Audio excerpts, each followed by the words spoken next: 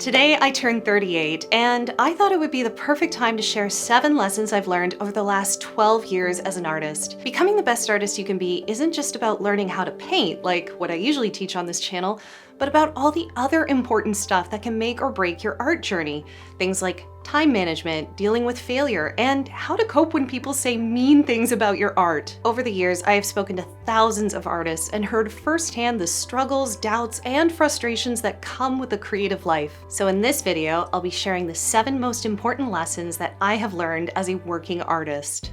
The first thing I've learned is that all artists should keep a sketchbook. Now, this isn't just because they're fun, relaxing, and help you become a better artist, even though they literally do all of those things. The main reason I'm going to recommend that you keep a sketchbook is because they make the most beautiful keepsakes and documentation of who you are in that exact moment of your life. In fact, I actually want to show you my sketchbook from high school, which I still have, and honestly, this is kind of precious to me. Sketchbooks are like illustrated insights into your thoughts, ideas, and identity at that exact moment in your life. And when I look back on this sketchbook, I feel like I'm transported back in time to when teenage Marianne used to draw Matthew McConaughey portraits. My sketchbooks feel like I have tucked away pieces of my heart and soul inside the pages. Now, physical paintings can take up a lot of space, but sketchbooks can tell entire stories and they live neatly on the shelf. They're like these magical little artifacts that become more meaningful with age and the more you add to them. Plus, they make you a better artist. Now, if you're interested in starting a sketchbook but have no idea where to start, I do have a free 7-day sketchbook challenge where I send you a different creative prompt every day by email to help you get unstuck. I also have free ebooks for both acrylic and oil painters which cover every step of my process, so if any of those sound appealing, they're linked in the description below. Also, they're completely free. Lesson number 2 is that no one will make time for your art but you. Trust me on this one. If you're waiting for the perfect window of availability to start working on a painting, there will always be something else just waiting in the shadows hoping to steal your time. It could be something like overcommitting to other people, or it could be something as simple as laundry or household chores. In fact, if you're always prioritizing household chores instead of creating art, it's entirely possible that you're engaging in productive procrastination. It's still procrastination, you're just getting a clean house out of the deal. But here's the truth.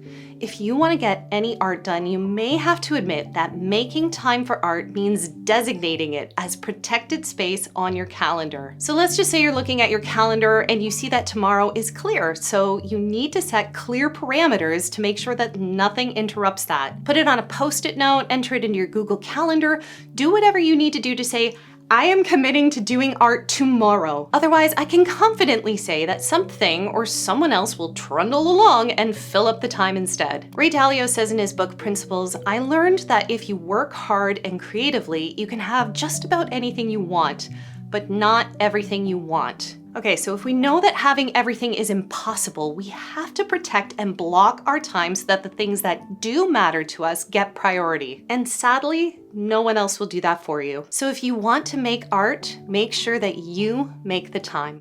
Lesson number 3 is to never stop learning. When I went to school to become a teacher, a recurring theme that we talked about was being a lifelong learner. This means that no matter what skill level you are, you're always looking to level up. I remember on my channel once that someone commented on one of my videos and mentioned in the comments that he was a professional artist. Another viewer leapt in and said, well, if you're a professional artist, why are you watching YouTube videos? And I was like, oh, are we not supposed to do that? It's how I learned how to paint in the first place, and it's why I make YouTube videos now, because I'm trying to pay the world back for all of the lessons that I learned for free on this platform. And yes, I still watch YouTube videos too. I absolutely love learning, and there are so many ways you can do it depending on your style. I love to read, so I read a lot of books on art and on business. I like to listen to podcasts about the creative process or YouTube strategy while I'm painting, and occasionally I still take online classes from other artists I admire to see how they approach their work. We live in such a wonderful world where technology allows us to take these workshops with basically anyone we respect and admire, so of course I'm going to do that. I'm going to tie this into sketchbooks too, since they are such a great way to document and preserve your learning. Or you can use it to even run experiments, which is another important part of always learning. This right here is my color mixing sketchbook, which is what I actually teach in my color mixing course.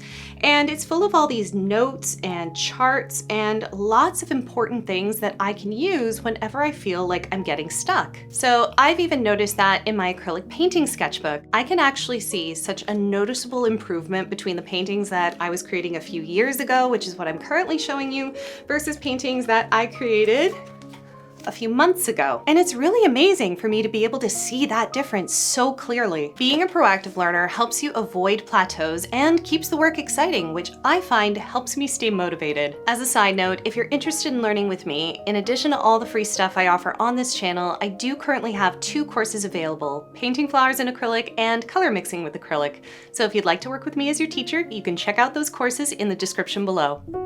Lesson number 4 is to learn when to say yes and when to say no. Back when I first started painting, I said yes to basically everything. Anytime someone offered me a commission, I would take it, no matter what it was. My first commission was a surprise gift for someone's wife, and I actually hid in the bushes at sunset to get the reference photo so that she wouldn't see me. I was terrified that he would hate it, or even worse, that he would hate it but still pay me out of pity. Thankfully, that's not what happened. Everyone was very happy, and the experience pushed me forward. In the years that follow, I painted tons of commissions, often doing crazy things like standing in the middle of a lake or waking up at 4:30 to catch the sunrise. Saying yes to things helped me overcome my imposter syndrome, build my business, and test my limits.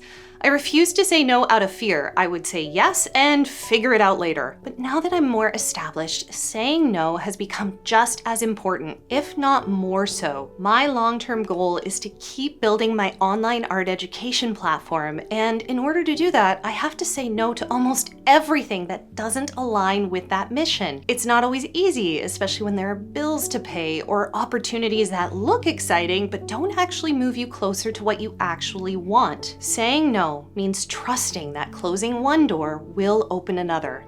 And for you gentle, kind-hearted introverts, there are quiet ways to say no too. You can delete apps that drain you, you can mute group chats, or skip social gatherings that don't feed your creativity or that make you feel depleted. Protecting your energy is part of protecting your art. So if you're just starting out in your art-making career, say yes to everything. Learn, build confidence, and figure out what lights you up. But once you know where you're headed, start saying no to the things that threaten to pull you off course, because your time is finite and your energy is precious, so spend it where it matters most.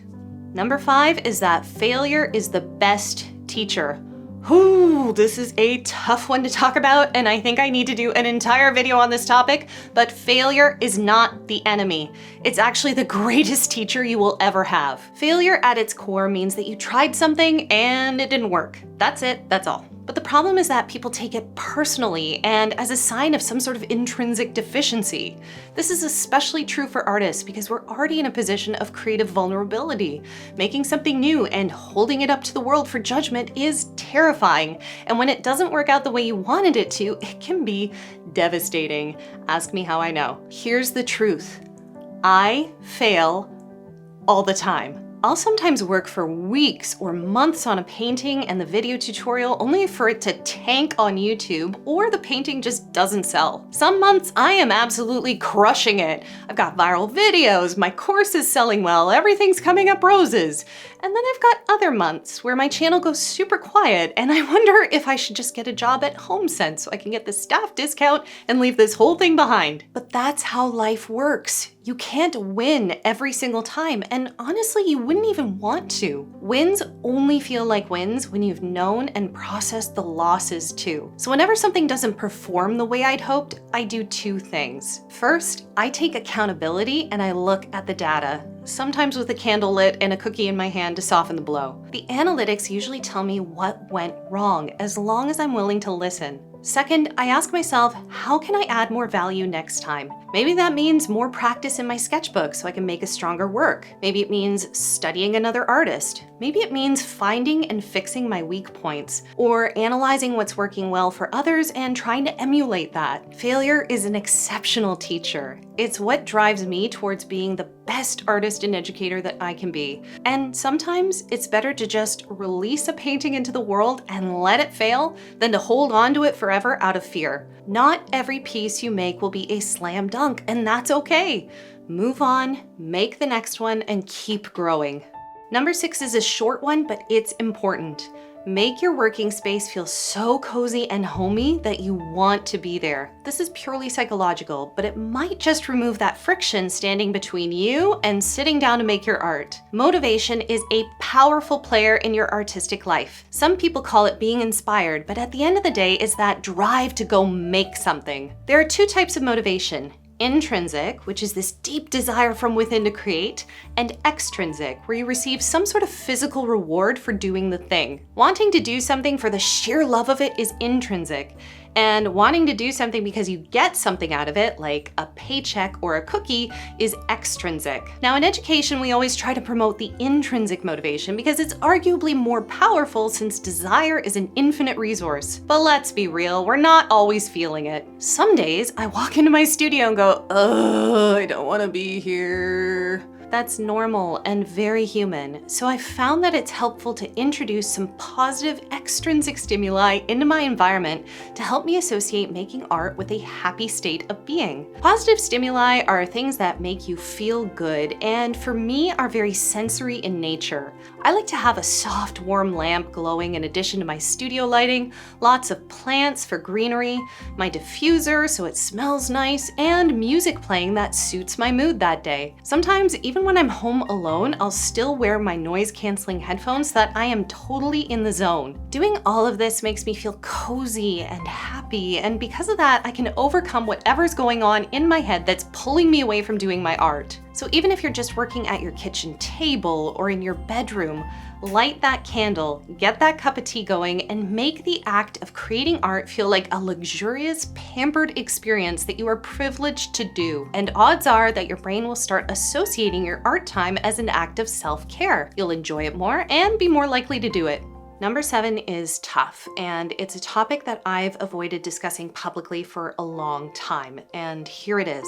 People will be mean to you.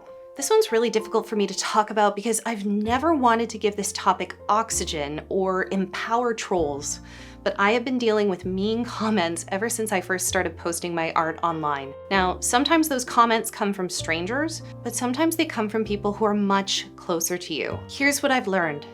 Happy people don't write mean things. Think about the happiest person that you know. Did they go home, open up their laptop, and begin tearing a strip off of someone online to bring them down a few notches? No, they don't. Which tells you that it's not even about you. When I first started posting my art online, hardly anyone knew who I was, and I got very few negative comments. But the bigger you grow, the larger a target you become.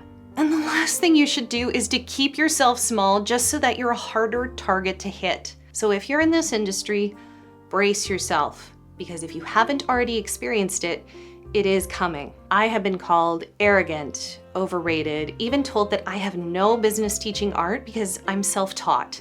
And yeah, it hurts every time. But I'm sharing this not to have a little pity party for myself, but to know that it happens to everyone. And I want you to know that it's totally normal for you to still feel that sting. I'm also not going to tell you to just ignore it, move on, and not acknowledge that pain because it's very real. So here's how I cope. I have a hype squad, which is a few friends who cheer me on unconditionally. Whenever I post a new YouTube video or finish a painting, I drop it into our group chat and they go, woo, let's go. They smash the like button, they leave a comment, and they just generally make me feel like $1,000,000. And I do the same for them. We celebrate each other's wins, big or small. If you can create a hype squad for yourself, it will make such a huge difference because those people will always have your back, even when strangers on the internet are actively trying to ruin your day. Now, if you don't have that yet, I actually run a free Facebook group called the Art Incubator with Marianne Vanderduzen, which is exactly that kind of space. It's a safe, positive corner of the internet for artists to grow and support one another, and you're more than welcome to join. It's completely free. But what's even more important than a hype squad is learning to become your own cheerleader. Now, I recognize that's easier said than done. A lot of us grew up being told directly or indirectly that we're not enough, but that's simply not true. The fact that you're alive and creating art is extraordinary. The ability to express yourself, that's your gift, and no one can take that from you. Being your own cheerleader isn't a silver bullet solution, but just a reminder. You are your own greatest ally. When things get tough or people get mean, and guaranteed they will, you can remind yourself, I'm doing great. I'm doing amazing. I'm sharing my art with the world. That takes bravery and courage, so I'm gonna pick up the brush and just keep going. Now, if you liked this video and wanna check out more of my channel, my studio tour is here for inspiration, as well as a playlist of my tutorials. Thank you so much for watching, and happy painting!